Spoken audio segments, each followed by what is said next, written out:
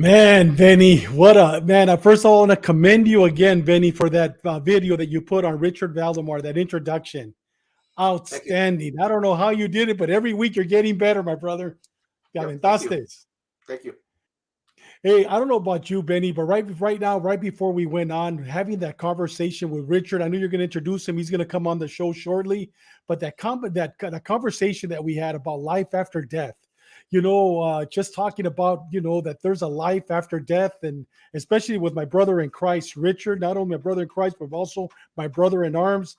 I don't know about you, man, but you notice that both of us, man, as we're talking, him and I, we're excited talking about what's going to happen after we die and what we expect is going to happen. But that's not what the show's about, but it's something very important for everyone to think about. But without further ado, Benny, before we give shout outs, I want to first of all give a huge shout out to Chalo and his beautiful wife. Today's their anniversary. I'm not sure if it was 28 or 23 years. Do you remember exactly how many years he said today was? No, I don't. I think it's 28. 28. Yeah. Well, Chalo, hey, ¿sabes qué? Feliz aniversario. Have a great one tonight. Have a good cigar. Have a good whiskey. Have a good steak. And have a wonderful time with your beautiful wife tonight. Also, a shout out to Sean. Sean's out on a mission. I'm not sure what part of the country he's at, but I know he's doing something that he doesn't usually talk about. God bless you, Sean. We wish you the best. With that said, Benny, let's talk about the shout outs. I know you got a couple of shout outs, and go ahead, Benny. We'll start with you. Here you go. Well, Sean's doing a look crawl somewhere in the country, I guess. I guess so. Hey, Yeah. I want to talk about the book that we're co-authoring, and we're still I guess we're still undecided on the title. Uh, One of them was Suicide by Cop, right, David? What's the other one? Well, this one, I thought this was a title. When the music stops, the pain begins. Yeah. I So I thought wasn't that was the sure. title. Yeah, Yeah, that is the but title of the book. When the music but stops, the pain begins. yeah. Oh, I mean, we hope that it comes out pretty quick, pretty soon, and we hope that it's coming up. I'm hoping that it's available for the next seminar with the International Latino Gang Investigators Association. And here But we David, go. There it is there. what's that? There it is there. I just put it up, the Okay, flyer. yeah.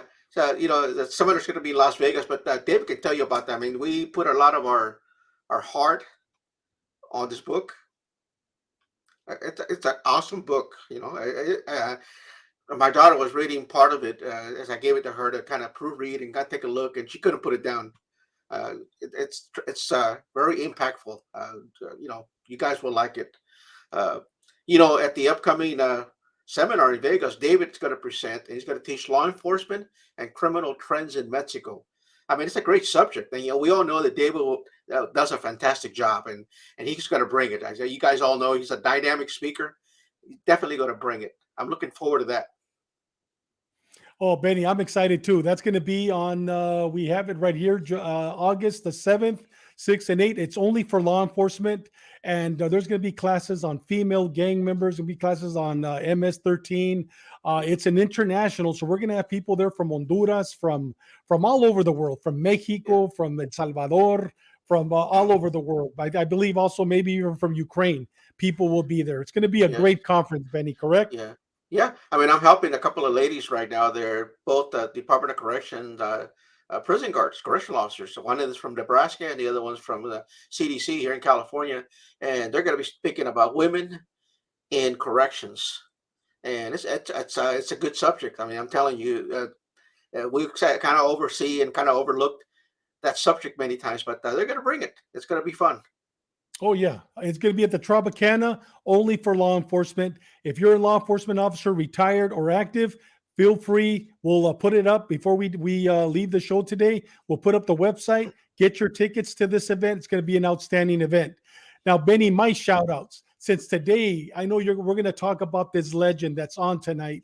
And when I say the word legend, I don't use that lightly. I mean, there's very few people that I put that title on, not because it's a title, but because they earned it. And the man we have tonight, I'm not going to say more, but I watched this movie over the 4th of July weekend. It's called Thank You for Your Service. It's on Netflix. If you get a chance, or if you know somebody that is suffering from PTSD, or if you're suffering from PTSD, you need to watch this movie. I give this movie, without a shadow of a doubt, 5 stars. It talks about a young man that goes to Afghanistan. He comes back, and what happens after the music stops. It's a great movie. Please share it with somebody that you know that is suffering from PTSD or doesn't know they're suffering. Or if you're suffering and don't know it, watch this movie. And this movie is going to definitely give you some insight on what happens when you're suffering from PTSD. Excellent. The second thing I want to talk about real briefly, it's a great book. It's written by author Brian Perry. He's been on our show before. You could buy this book on Amazon. It's not expensive. It's called The Hit List. And I'm telling you, Benny, this is a book that it's the first, and they'll probably have 5 or 6. It's like Jason, what is that? Jason, those, series. Yeah, yeah, I'm Uh, sorry. Yeah, yeah, but instead of being the CIA, it's a parole agent. It's a parole agent, a police officer, an FBI agent, and it's fiction based on semi-true stories. But if you have a chance, Brian Perry just put out this book, The Hit List, and I'm telling you, it's an outstanding book. You could buy it on Amazon. The Hit List, you can't go wrong. With that said, Benny, it's all yours, brother. And I know I'm excited for our next speaker, and it's all your show. Vamos, Recio. well, David, going back to the movie you were talking about, the perfect testimony, the perfect person we had was Hector Bravo. Yes, From brawling to the war, coming back, going through PTSD, going through some sufferings, getting hired in the Department of Corrections, and going up the ranks. He's a perfect example. I mean, exactly. he's great testimony. Yes, So anyway, today we have Richard Valdemar. I mean, the guy's a legend, like you said. He's retired from the Los Angeles County Sheriff's Department after spending 33 years fighting gangs. You know, for the last 20 years, he was assigned to the Major Crimes Bureau in LA. He was also cross-designated as an FBI agent for 10 years of his career when he served on the Federal Metropolitan Gang Task Force. From 1995 until his retirement in 2004, Richard was a member of the California Prison Gang Task Force, helping prosecute members of the Mexican Mafia, La M. In 1977 to 78, he was assigned to the DEA Task Force and later to the U.S. Marshals in the Doc Holliday / Ray Ray Browning federal drug conspiracy case against the Black Guerrilla family. The Black Guerrilla family BGF leaders. For over 12 years, he was part of the Federal Metropolitan Gang Task Force, cross-designated as an FBI agent targeting the Mexican Mafia prison gang. I mean, what a great job. I mean, before joining, and before he even joined, I mean, this guy has been a legend before he even joined LA Sheriff. In the 1970s, he served 3 years as a military policeman in tours in Vietnam. See, I didn't know that we had military policemen in Vietnam. After completing his Sheriff's Academy, he served 4 years in custody. In other words, he worked the jail where he was exposed to working street and prison gangs. I mean, his experience includes patrol, gang suppression assignments in East LA and his hometown, Compton, California. Valdemar prior experience includes being selected in 1978 as one of the original 12 founding deputies to form the Sheriff's Department's Operation Safe Streets anti-gang unit. So LAPD had Crash, the sheriffs had OSS. This guy got so much. I mean, he was a technical advisor for the movies Drug Wars and the Kiki Camarena story and A Man Apart. In 2006, he was featured on the History Channel for segments on military policemen in combat and the history of the Aryan Brotherhood prison gang. He's also a technical advisor for Gangland series on the History Channel. I mean, this guy's got so much stuff. and you know what, Benny? That's why I called him a legend. And you know what? Yeah. He's a very humble man. And when you talk to him and he hears it, he's like, I'm no legend because he's a humble man. But man, you're absolutely right, Benny. Go ahead. Dispense. I just had to say that. Introducing him is like introducing Devin Hawks. I mean, these guys are just unbelievable. Exactly. Yes. Yeah. Well, welcome to the show, Richard. Here we go. Welcome to the show, Richard. Let me see. I think his mute mic, unmute mic. Can you hear us, Richard? Testing 1, 2, 3. Unmute mic. Okay. Check your mic, Richard. Can you let's see? Say test, just so we can make sure we can hear you. Can you hear us, Richard? We were just talking to Okay. him. It looks. We were talking before. We were on prior. Let me see. Richard, can you hear us? We can't hear you. You want to give him a quick call, Benny? Just to, Sure. I think he needs to turn his microphone on. Let's see. You can hear us? Let me see. Remove. Let's see, take this off. Okay, we had him on. We had a great conversation before. Let me see. Let me go here. Let's see if you know what. If you can, Benny, text him and ask him to see. Yeah, see if he could. I think he's using his phone. That's why it went off. If he Hey, could, Richard, your microphone is off. just if he could just re-log on. If he could re-log on. Can't hear me. Yeah, we can't hear you. So your microphone is off. Ask him if he doesn't mind re-logging on. Okay, I don't know how that could be. Yeah. I can hear you now. Yeah, I can. Well, we can hear you on the phone, but somehow the microphone system is off on the video. Ask him if he could just re-log on. Okay.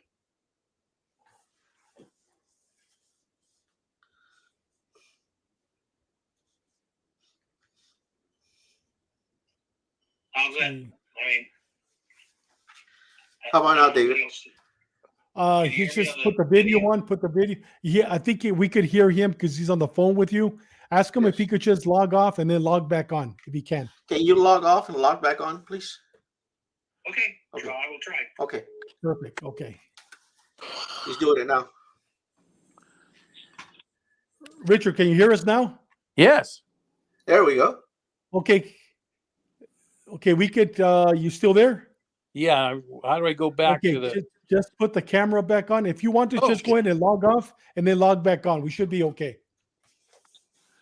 Okay, here we go. Hey, Robert, good to see you back.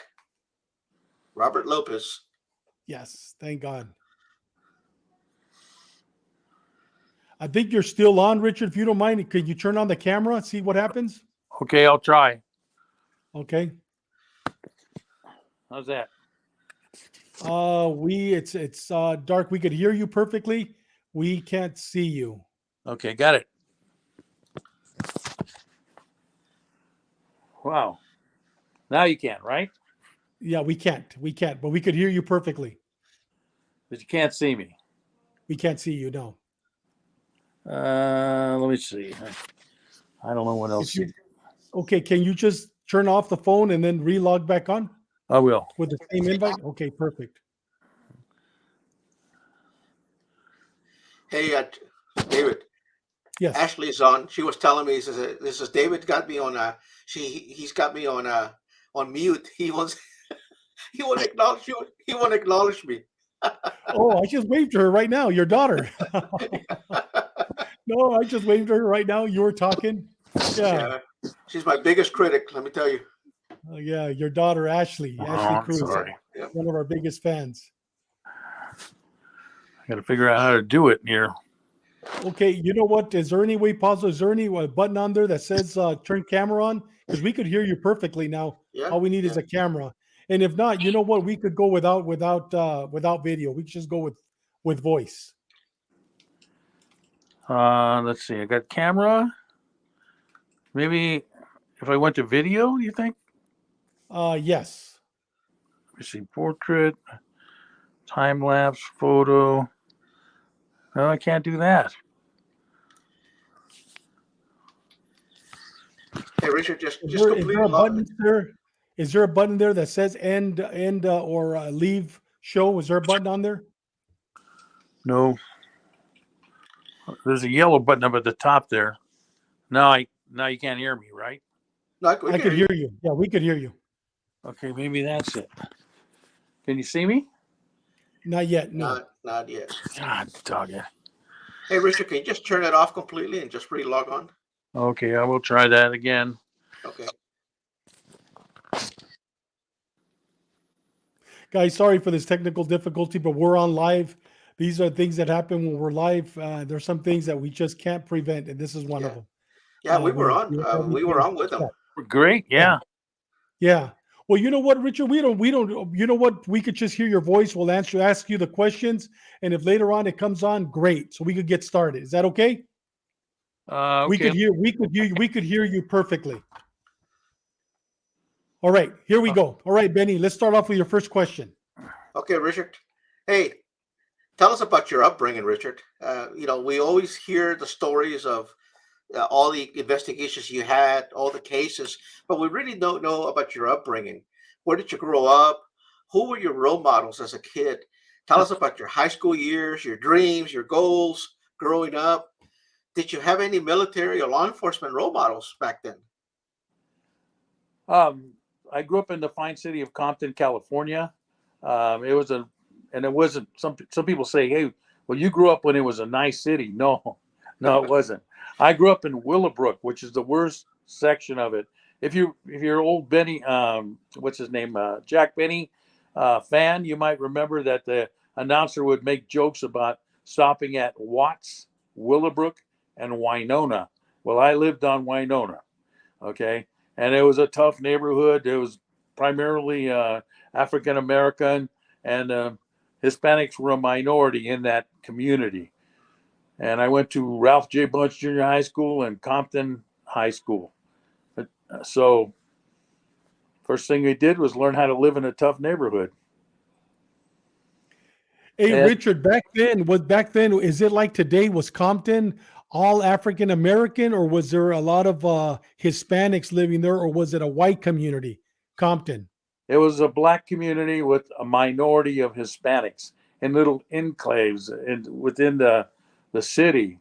Um, so, like when you went to school, uh, we got picked on.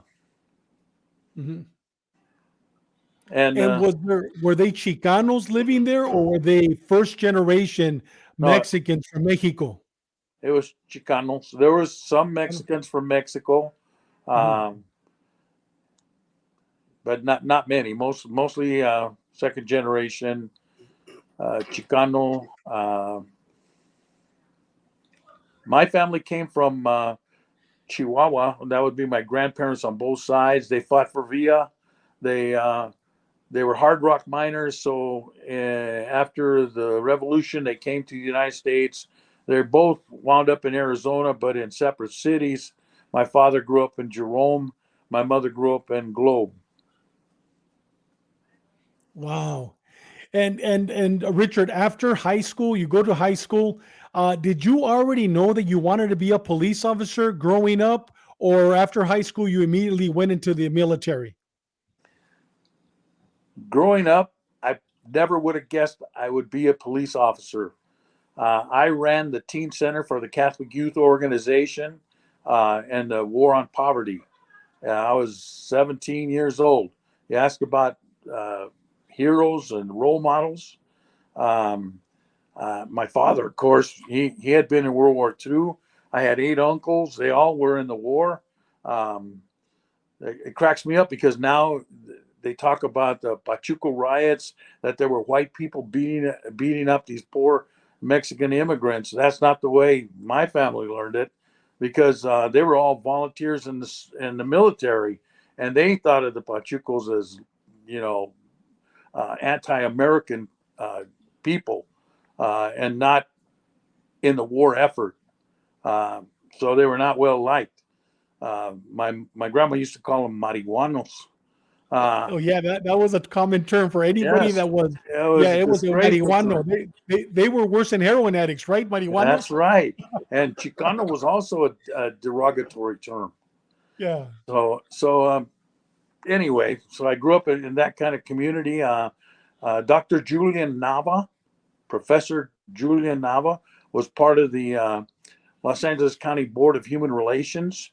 And when I was about 17 years old, I applied for a scholarship, and he liked me, and he sent me to Puerto Rico for 6 weeks in the encampment for citizenship, a Spanish-speaking conference with Spanish speakers from all over the world.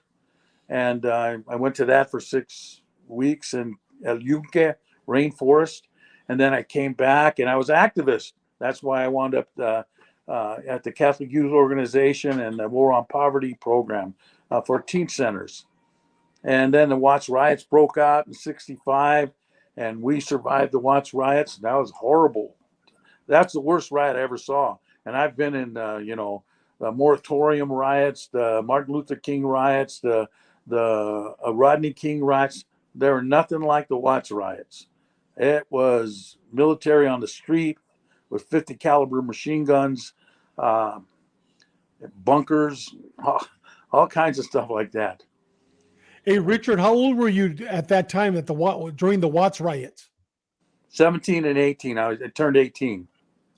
Wow. So my teen center, they looked at my teen center as one of those liberal, coddled the gang members place. That's what the police looked at it like. Are you still there? Oh yeah, we're listening, man. I have my Because I mouth just lost open my because I screen. can see it. I just lost my screen.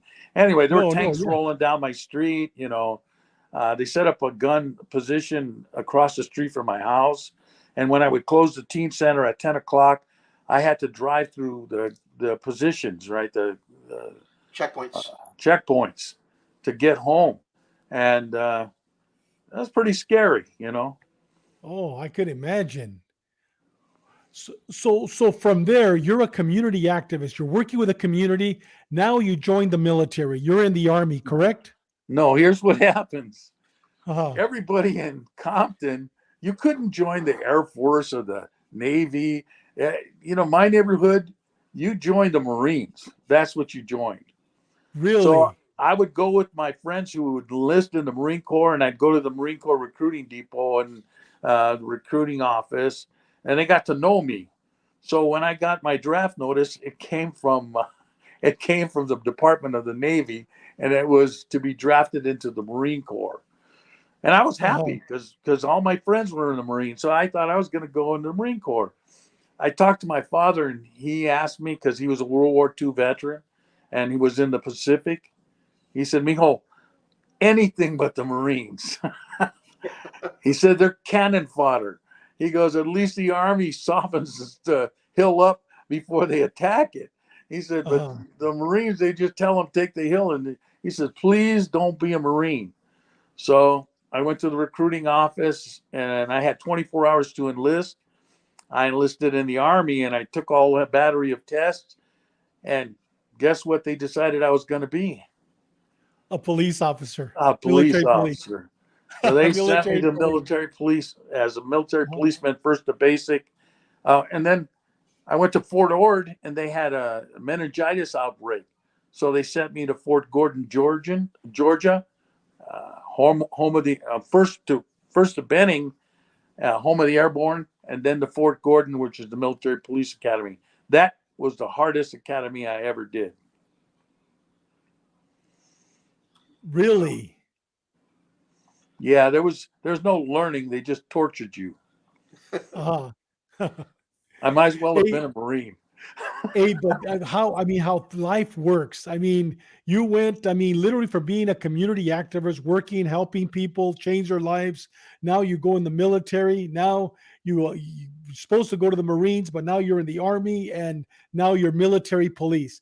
Tell us about your tours in Vietnam. Tell us what happens after that. After you become a military police, they immediately, or they at one time send you to Vietnam. Tell us about, share that journey with us. Well, we were all scheduled to go to Germany. That's where most of the military policemen went, to Germany. So they trained us to go to Germany. My class was the first class to go. The whole class went to Vietnam. Half of them as dog handlers, and the other half as military policemen. I still thought I was lucky because I was a military policeman, and I didn't know that every infantry unit has a military police contingent. So I wound up in the Central Highlands attached to the 101st Airborne Division. And sometimes as an infantryman in support of the infantry guys. And then sometimes and patrol around the Air Force base that was there, and patrolling the little hamlets. They're not even towns. They're just mud huts, and really poor people, and the Viet Cong contacts. And we also secured all the bridges and crossroads. And then we also escorted convoys back and forth to some of the other cities.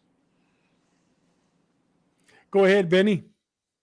Now, Richard, when you joined, I mean, you were just a kid from Compton, just what was the feeling when you joined? I mean, I like to know. Were you nervous? Were you scared? What No, was the experience? Did you feel lonely when you were there? no, I was disappointed that I wasn't a Marine, first of all, and a little bit ashamed because that's my neighborhood training, right? So I signed up for everything I could: airborne, Vietnam, all that stuff. And while I was in the military police there, I met guys who were ex-policemen or had been policemen before they were drafted, right? So they were 20 some years old or something, and they had been policemen, and they were nothing like the policemen that I had the negative contacts with. Yeah. They were good guys, and I learned from them, and we went to Vietnam, and I got in it. I mean, I was trying to do my part. That was a horrible war. I was a squad automatic weapons guy. I carried the M60 machine gun and the M14, but the full automatic version. And we didn't have M16s. They were just coming in when I was there in '67. And we were in the Central Highlands. And believe it or not, it's cold there sometimes at night. We were wet and cold, and patrolled that area. And but I had a first sergeant that liked me while I was in this a place called Tuiwa, and he liked me, and he got promoted, and he went to the big city, Nha Trang, and when he pulled me out of the field and brought me to Nha Trang, and he told me that the MPs in Nha Trang had very little combat experience. That was kind of scary to him because they called them castle guards. They looked good and they stood in front of all the important posts in the city of Nha Trang, but they were not combat veterans. So I had a little combat experience, so he made me a fire team leader. So I had, 4 guys with me, and I was acting sergeant and a patrol sergeant sometimes. And then the Tet Offensive hit. And that's probably the worst time in Vietnam, right? That you always hear of Hue City, right? The Marines in Hue City. Yes. Well, it was that way all across Vietnam. Any of the major cities were completely at war, and we're not fighting the Viet Cong. Then we're fighting the North Vietnamese regulars, and they don't quit. They don't run. The Viet Cong run away after you get some contact with them in combat. But the Vietnamese, the North Vietnamese army, they slugged it out till they died. So we lost the city, and then we took it back, room to room, house to house, street to street, fighting. Is that the NHA Trong fighting? Is that the one 504th response to the Nia Trang? Is that the one? It's Nha Trang, and it's Company Yes. A, 504th Military Police, 18th Brigade. Yeah, that was us. And That was you. Yes. yeah, so we took the city. By the time we left the city, it was rubble. And my unit got sent away. We went up to relieve the Marines that way. Fortunately for me, I had passed my date of rotation, and my CO pulled me out of the convoy that went the way, and he said, "You're over your time to go home, man. You need to go home." So they sent me home, but I wasn't okay. Dave, Oh, without a doubt, without a doubt. Now, going back to that, was that one of your longest battles? Because I remember when you came on Sheepdog, I mean, we really got deep into that battle. That was the battle where you literally, I mean, you're shooting it out. I mean, bodies are falling everywhere. And at the same time, didn't they take like a 15-minute break to bring in the bodies? Tell us That's about that if you don't that, mind. That's first of very all, I'll tell you interesting. how much we were shooting. Right, I Mhm. melted the barrel on an M60 machine gun more than once. I blew the barrel off my M14 a couple of times. I took rounds through my weapon. I don't know how I didn't get hit. I was in, all kinds of spraying bullets everywhere uh, until I couldn't hear. I couldn't hear any noise except the sound of my the links in my M60 falling on the pavement and me walking on the empty brass. Uh, and it was several days of fighting. We didn't drink water. We didn't eat. We didn't sleep. We fought for days. And at one point, the stench got so bad that both sides stopped. And I don't know how that happened. Both sides stopped, and we bagged our dead. And And then was it like like a six. truce? Was it like a truce that it was No, called, or it was just if it was a stop, truce, I bag don't the know who dead? made it Uh-huh. because we were in the middle of the battle and finally it stopped and we started picking up the dead, and then all of a sudden, like somebody blew a whistle, we started again. Again. Wow. How long, Uh, how many days did that last, I don't. Richard? I actually don't remember. It Mm. was several days, 4 or 5 days. I don't know. Uh, the Tet Offensive started on January 29th. I I didn't get home till February something, 14th, something like that. Uh, Richard, one of the things that you said on Sheepdog Assist that I never forgot, and I always quote it whenever I'm talking to somebody that suffers from PTSD, you mentioned that during that break, they give you enough time to go and get the dead and get the wounded and bring them back into, to your facility so you could basically take care of them or take the wounded or the those that died. And one of the things that you said that how the mind in a situation like that where there's dead people everywhere, where there's people without limbs, people blood everywhere, that for whatever reason, when you left your post and were grabbing bodies, that the adults looked like mannequins, every one of them, but yeah. not the children. Can you explain that a little bit to our listeners, how the adults and children look different? Well, there was dead people everywhere, and it's not just our dead. There was their dead too. Some Yeah. of them so mangled that you couldn't tell who was who, right? Uh, and so my mind to deal with it turned them into like mannequins, so that Yes. we could move them. And I'm gonna tell you, not too many wounded either. They're dead. Yeah. So my mind dealt with it by turning them into mannequins and not human beings, so I could bag them, and fight over their bodies without stopping to realize that's a human being. Now that worked great, and later on in the sheriff's department, that helped me when I was, crime scenes and all that stuff. But for some reason, my mind did not accept children uh, in that, so the children still appeared to me as human beings. I could not make them mannequins. So it affected me. It's funny that when you say that, when we talked to Carlos Chacon, he was on our show. He was one of the responders at the San Isidro massacre. He said the exact same thing.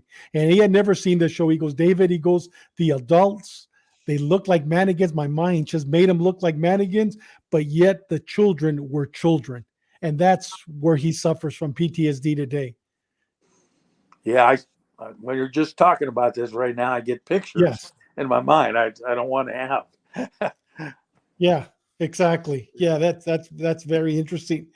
Oh, um, now during that time, one of the questions that we had here is, can you share with us? I know you're a legend among law enforcement and in the military, wherever you've been, Richard. I know you're a very humble man and you take that word, I mean, to heart, and we mean it when we say it. but can you share a heroic story or something that stayed in your mind that was heroic during Vietnam? I don't know. They say I'm not a hero, but I serve with heroes. Uh, Yes. and that's kind of the way it was. I mean, I saw guys get hit and keep fighting, and I saw a guy get hit in the mouth and his teeth knocked out, and then he spit the bullet out. Uh, it turned out to be a ricochet. It ricocheted from across the street and then hit him as we stood by a wall. But still, that's something to see. But for me, when you move in combat, you move in leapfrog. You leapfrog, right? So my men are odd and even. 1, 2, 3, 4.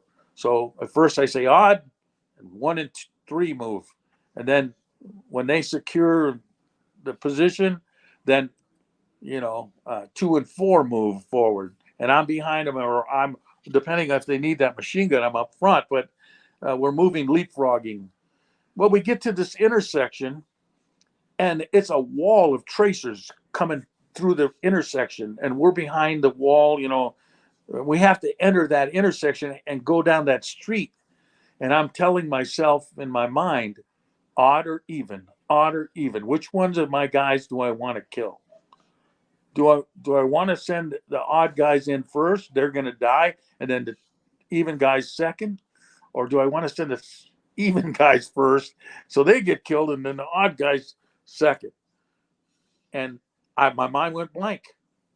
The next thing I remember, I'm about 15, 20 feet inside that intersection against the wall in a little enclave where a gate was,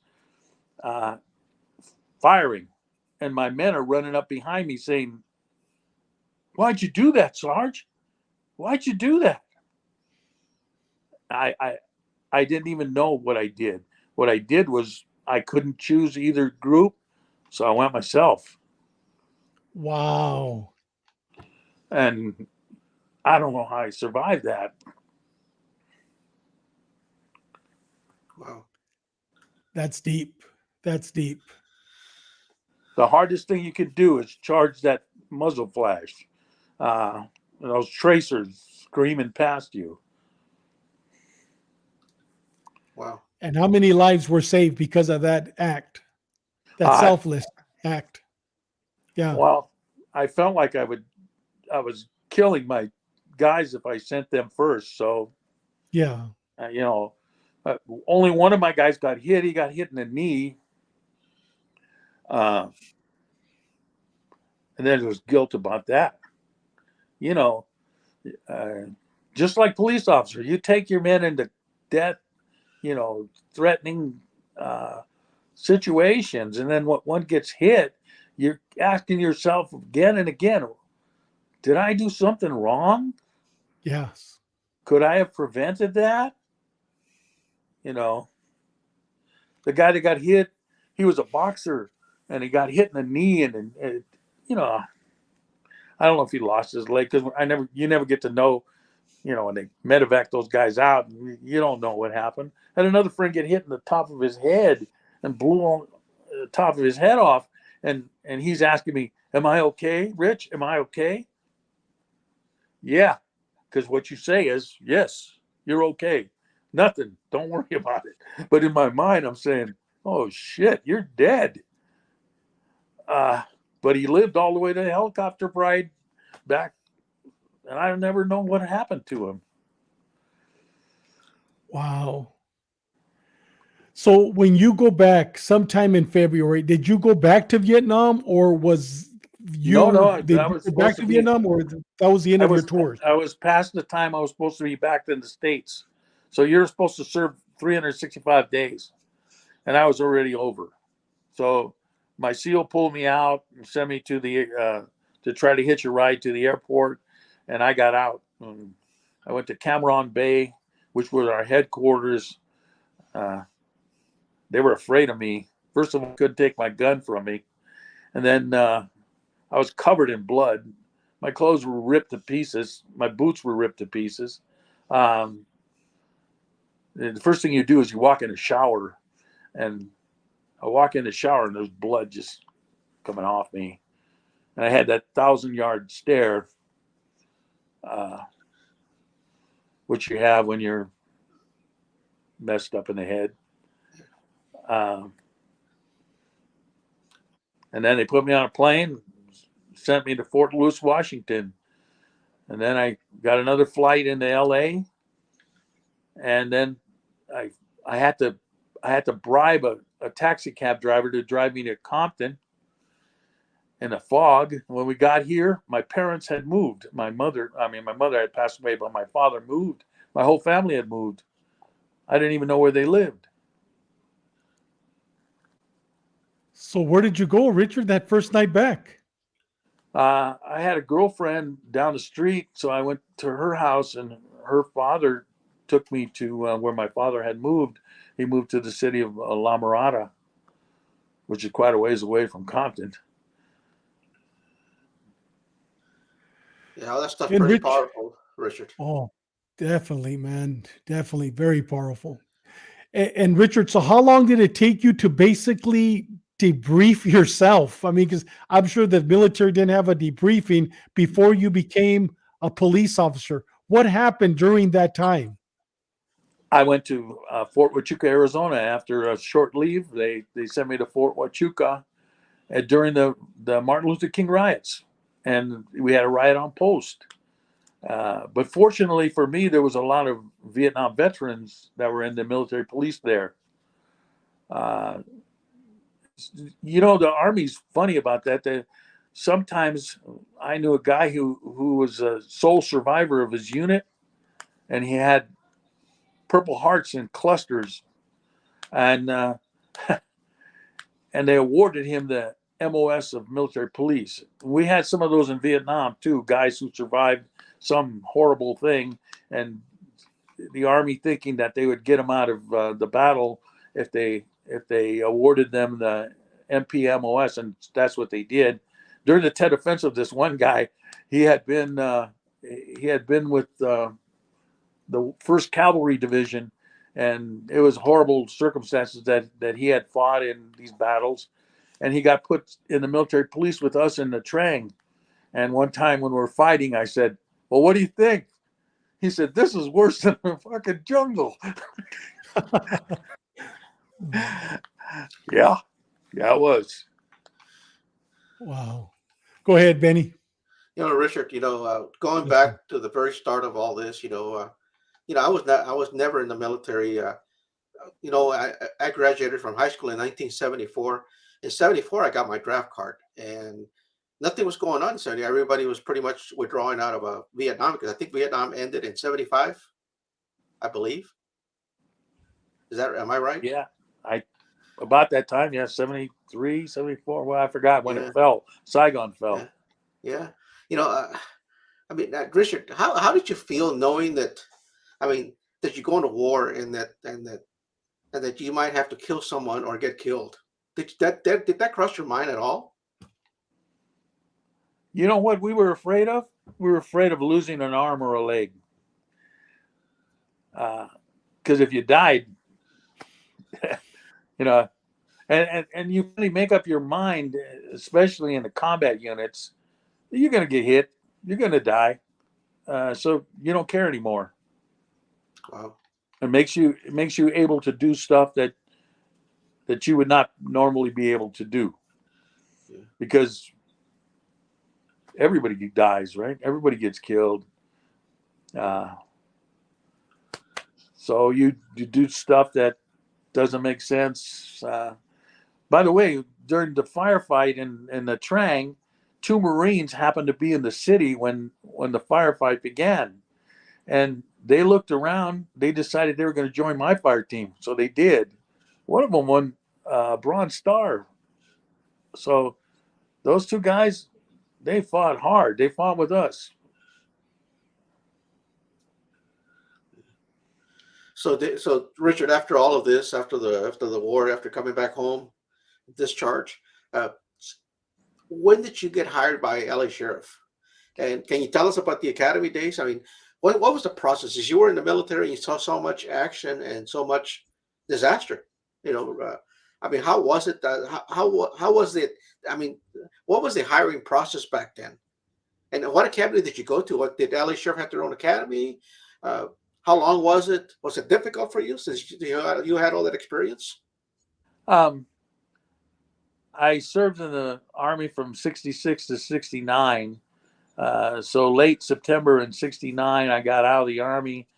By November of 19, in fact, it's November 10th, 1970, which is the Marine Corps birthday. I was hired by the LA County Sheriff's Department. And what happened is one of my friends was applying for the Sheriff's Department, and he talked me into applying. And so I applied, did the background and the thing. It took a year to do the background. And I worked all these menial jobs. I worked in a Chrysler plant. I worked in a steel mill. I worked in selling insurance. I did everything, until the Sheriff's Department called me. Then I went to the academy, and the academy is in East LA at that time. It's right. We have an academy. We share an academy hill with the fire department, LA County Fire Department, and it's typical. All our GIs were Marines, and they act like Marines. So it was a high stress Marine. 20 weeks. This is the song they sang. 20 weeks of living hell just to work in the county jail. So true.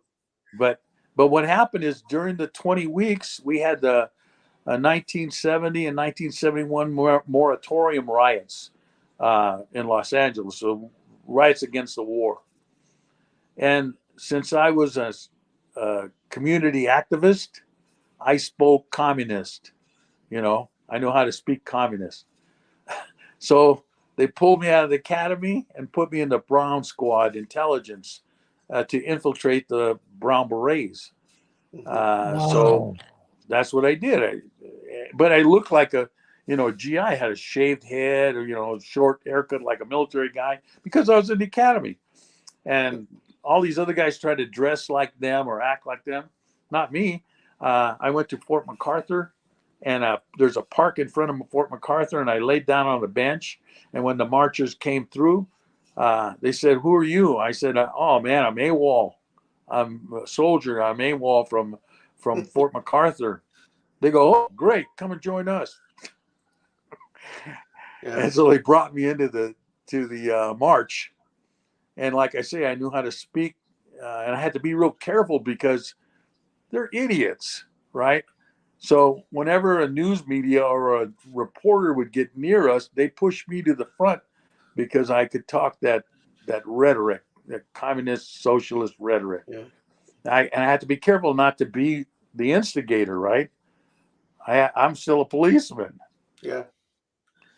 Everything went along fine, except before the riot, I had some people from Compton ask me to bring Corky Gonzalez, and he was supposed to stay with me at my house. I said, "No way, I'm a policeman."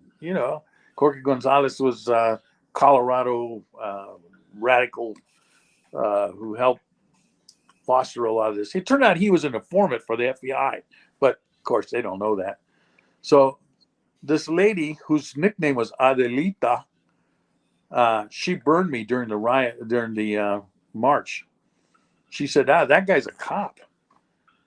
So I had to run Literally had to run from them? Yeah. And then we were demonstrating against LAPD Harbor Division at the time. So I didn't know if I was more afraid of being caught by the Brown Berets or being caught by LAPD after I had I'd been protesting in front of their station. But luckily my intelligence guys pulled me out, and they put me in a van and brought me to safety. So I thought I was going to go into the intelligence division, but no. Just like every other deputy sheriff, I went to the county jail. How long were you in the county jail? How long were you in the county jail, Rich? 4 years, but that extended my 20 weeks. It was like 25 weeks. because we had the riots in the middle of the thing, and they had taken us out. Hey, And then Richard, I went to Rio Hondo Academy, and we had an overflow of LA sheriff guys there. We had a lot of Pasadena cops. Well, there was an overflow. We probably had like 14, 15 LA sheriff guys that it was an overflow. And exactly like I said, it was a high stress academy. All these guys thought they were Marine DIs. And I'm telling you, they treated you like shit. They were physical. They threw you around. It wasn't anything like today. I mean, it was brutal, and especially for somebody like myself. Now, I'm just a kid from Imperial Valley, from Calexico. I have no military experience. I'm just a good old boy. I'm just a kid. And to be thrown to that, I was like, wow, this is like the military. Another question I was going to ask you, Richard. Do you think that cops that have worked either in the jail or on the prison setting make better cops on the streets? I think they do. And David and I have talked about this. What makes them better cops? Well, first of all, if you're working in an environment where you have only, people who violated the law, right? And you don't have a gun, you don't have a stick, right? You don't have a radio. So you have to learn to deal with people face to face, outnumbered, and you have to use your brain and your ability to deal with people to get them to comply with the rules of the jail, and how to deal with people who don't. So that's good experience for you. So that when they do give you back your badge and your gun and your stick, you already know how to talk to people. Mm-hmm. And a lot of times, like when East LA, I would be out talking to the gang members after I got to patrol, and some old gang member would tell the younger guys, that guy's okay. I was in his module at the jail, so that helps you. Absolutely. Hey, Richard, go ahead, Benny Spencer. In our department in San Diego Sheriff, we hired a different classification so that deputy sheriffs, law enforcement could go straight to the streets. So we hired this classification called deputy sheriff detentions. And so a lot of the guys that we're getting now that are getting for the last 10 years or more, we're getting all these new guys that have no jail experience. I remember I was an FTO. I remember asking them, have you been in a fight yet? Well, at the academy, no. Have you been in an actual physical fight with somebody? Well, at the academy. I thought, so you never been in a fight? So they were not used to confrontations. They were not used to the game, and it made it a lot harder for them to pass training. And it made it harder for the TOs too to work with them because they had no knowledge. And when they come from the jail, man, they know how to play the game. They know the game. They know how to talk to people. They know how to de-escalate situations. They know use of force, and they know the crooks. And they can see when something's going to happen before it happens. Yes. Because the inmates, they'll move a certain way. I try to describe it to somebody. It's like a shark in a tank. Yeah. You read those things. Even when they drive a car, it's not going from A to B. It's prowling. It's searching for a victim. It's moving differently than the other vehicles on the road, or moving differently than other inmates on the yard. So yes, definitely that helps. And everyone, when they first join the sheriff's department, they want to go to patrol, and they're disappointed that they have to work the jail. And you should work the jail, but not for 8 years or 10 years, right? Because what they do is they lose their initiative. They lose that desire to be a street cop. They have a regular schedule, weekends off or whatever they have, and then they get lazy, and they know what they're doing in the jail system or the transportation system, and that's all they want to do. That's not police work. I mean, that is part of the police work. In fact, the sheriff's main job is the maintenance and maintaining of the county jail. That's what a sheriff's supposed to do. But he's also in charge of patrol in the unincorporated areas. So, I mean, I was happy to go to patrol. Hey, Richard, what year were you in the county jail, LA County Jail? The first time? 1971 to 1974. Then I went to East LA. So did you know Mundo Mendoza? Was he there at that time? Was Joe Morgan, Topo Peters, Cheyenne, Cardenas, all the old Mexican mafia guys, were they there at the time? Mundo wasn't, but I had Joe Morgan was in my module. Leaders of the Aryan Brotherhood, they're in there. Doc Holliday, Black Panthers, and a lot of the Mexican mafia guys. In fact, there was a Mexican mafia guy named Ruben Martinez that taught me what was up. I wrote an article on Police Magazine about it called "Going to School." He schooled me, not the cops. It was a Mexican mafia guy that schooled. Yeah, wow, that is so interesting. With that said, Richard, we're already getting to an hour. But listen, one of the things that we wanted to talk about, you're definitely coming back. We talked about it, and Benny's going to set that up with you. Our next interview is going to be hitting patrol, and then going and all the task forces you worked, all the prison gangs you worked. That's going to be the next one. Oh, Richard, we got you set up for the next year, brother. And then Benny, after that, Benny already has it all set up. After that, we're going to talk about the McMartin case, about the occult.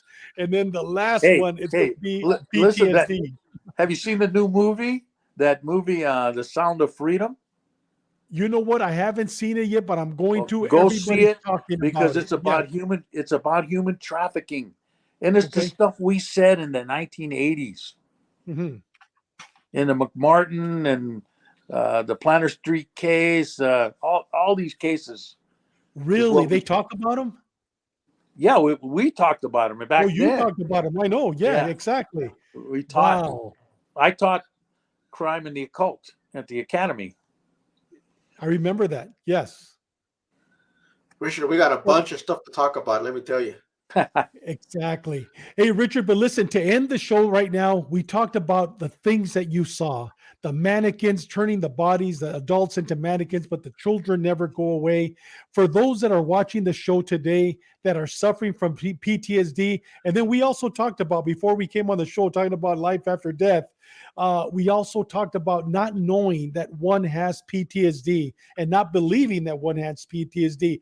What advice do you give to those that are watching today that don't realize it or that need somebody to know somebody that is suffering? What advice would you give them? I would tell you that what they told you before, lift yourself up by your own bootstraps, is a lie. Okay? You need people. People are put in your life to help you. You know, when these symptoms arise, you know, alcoholism, you know, I masked my pain with self-medication, which was alcohol. Luckily, I didn't go into drugs, but I could have. When you need help, there are people to help you. Your best friend is not just your best friend because he drinks with you. He can share your problems. You could get counseling. The department gave me counseling. It took me 15 years to realize I was PTSD and finally go to the VA, because the VA to us and from Vietnam, it was a hated thing. You didn't want to go to the VA. Well, finally I broke down and went to the VA because my department psych told me, you're PTSD. You need to go to the VA. So these people are there to help you. It's nothing to be ashamed of. It's what you've seen and what you've felt. You can't control that. Just like when you get sick, you can't control that. No. You need help. And you know, the prison guard right now, welcome once again, Hector. He says PTSD is a normal reaction to an abnormal situation. Exactly. Yes. Better said. No better said than that. Well, brother, once again, man, we didn't get people to see you, but next time, people are definitely going to watch you. I don't know, when you watch the show, I kept putting your picture up when you're talking, so people are going to know exactly what you look like. With that said, Benny, anything else for Rich before he leaves us? And he's coming back. Hey, Richard, it's an honor to have you as a friend, dude. You know, you're just amazing, man. Thank you for your service, for everything you've done, dude, for protecting our country and the streets of Los Angeles. Well, I got to thank you, brothers, too, because you were not going to get this on CNN or NBC. and then we really need it right now. We got too many good people committing suicide or falling into drugs. Exactly, Richard. Where we've just wrote this book, When the Music Stops, the Pain Begins. It's going to be out hopefully in about 3 weeks. And thank you. You're going to be writing, I guess, the first page, acknowledging the book, recommending the book. Brother, nobody knows this subject better than you. And we are honored to have you write on our book that's coming up. And this book is for those suffering from PTSD, people, officers, nurses, teachers committing suicide. It's a prevention, intervention, and detection book, and it's going to be out very soon. With that said, Richard, once again, brother, thank you very much, and we will see you in a couple of weeks. Hopefully in the next couple of months, right, Benny? Yeah. You know, Richard, when you read that book and you read that part of why he became a deputy sheriff, you're probably going to call me and say, "No, Benny, you're wrong. No. I know you will." but that's how I feel. But that's where life was. Yeah, We rolled with the punches. Yeah. exactly. Hey, brother, thank you very much. God bless you, and we'll see you soon, Richard. Once again, thank you. God bless you, brother. God bless you. Man, Benny, I don't know about you, man, but you know what? Every time I had him on my show, Sheepdog Assist, we had 3 shows with him. And every time he talked about that Vietnam War, I was never there, but I mean, the way he describes this takes us right there, without being there. Just, man, that was deep, wasn't it? Yeah. I mean, these guys are just. I got Devin Hawks, I got Brian Perry, and then I got Richard scheduled for. I mean, probably another between all 3 of them, probably another 15 episodes, dude. I mean, they're just. And then we got Hector Bravo. I mean, we want to bring him back. He's probably Yeah. good for another 4 or 5 episodes. Without a doubt. Yeah. Benny, tell us about next week's guest. Well, And next Robert week. Lopez, we acknowledge that. Very true. Thank you, Yeah. LAPD, LA Sheriffs, for that. Yeah. Next week we're supposed to have Steve Duncan. I haven't talked to Steve yet, but I'm probably going to give him a call tomorrow and verify and confirm. But we got Steve.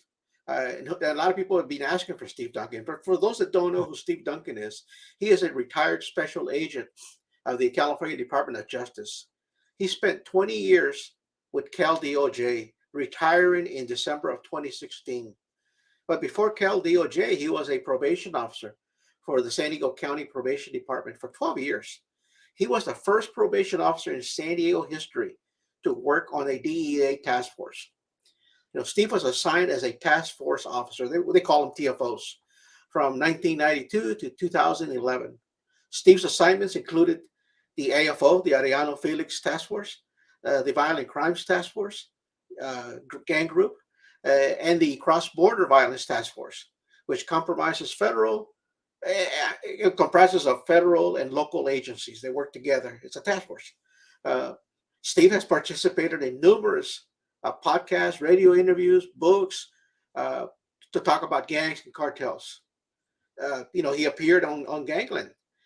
He talked about the Tijuana drug lords. I mean, this guy is a world of information too.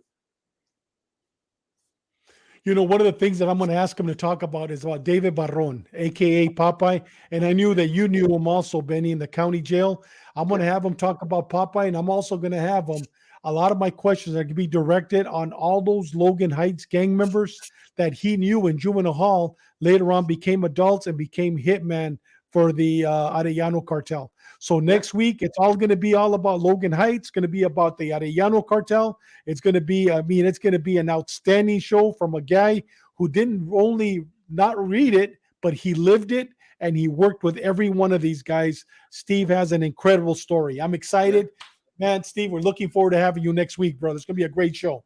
Yeah, I remember Popeye. I mean, his first time in jail, I did the classification on him. And he was just a kid, badass kid. Violent, just a violent guy. Yeah. So we're gonna have a great show next week. With that said, Benny, anything else? And let's give our last farewell to our listeners. No, just thank you everybody for listening. And we had a lot of good people watching and listening, so we could see all the comments that came on. Unfortunately, we weren't able to address all of them because it was just, we didn't want to interrupt Richard. My sign off is as usual. For those that work that thin blue line, they put their lives at risk. Just prepare for the fight of your life. Be ready, man.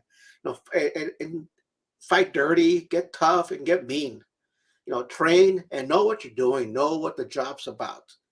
Don't be caught on TV not knowing what the law is. I mean, you got to know your job, and don't hesitate. Remember that hesitation kills you, man. And stay in the fight and survive. And just remember that experience comes from all of us, from all our mistakes. Most definitely. And don't forget, live a purpose-driven life. You're never too old to volunteer. Though you're retired or not, if you're retired, continue volunteering. Remember, you're a sheepdog. We are sheepdogs. And you know what? We're here to continue saving. Just because we don't have the badge anymore, just because we don't have the uniform anymore, doesn't mean that we stop saving lives. Live every day like it's your last day on earth and live a purpose-driven life. With that said, we'll see you next week with Steve Duncan. It's going to be an outstanding show. Have a great week. God bless you all. Good night.